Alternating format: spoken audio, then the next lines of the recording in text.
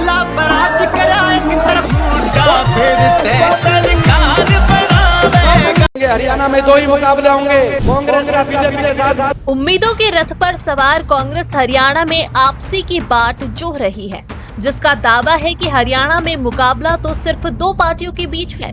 वह पार्टियां कांग्रेस और बीजेपी ही है। यह बात कांग्रेस सांसद दीपेंद्र हुड्डा ने कही है, जो चुनाव प्रचार को धार देने में जी जान से लगे हुए हैं। दीपेंद्र हुड्डा का दावा है कि चुनावी मैदान में उतरी और INLD तो सिर्फ नोटा से मुकाबला करेंगी। हरियाणा में 2 ही मुकाबले होंगे, कांग्रेस का बीजेपी के साथ मुकाबला होगा और जेजेपी और इनेलो का नोटा के साथ मुकाबला होगा। आज मैं इनको कहना चाहता हूँ। एक और बात मैं आपके बीच में कहने आया हूँ, वोट काटुओं से बचना।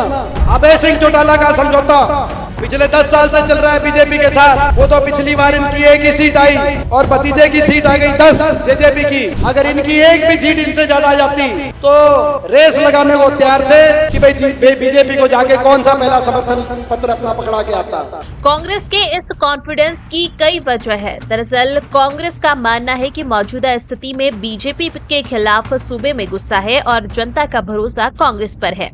कॉन्फिडेंस की एक वजह जेजेपी के विधायकों का टूटना है। दरअसल 2019 में जेजेपी को 10 सीट मिली थी, जिसके बाद जेजेपी बीजेपी के साथ चली गई और बीजेपी की सरकार बन गई। लेकिन इस बार जेजेपी और बीजेपी में कोई गठबंधन नहीं हुआ है।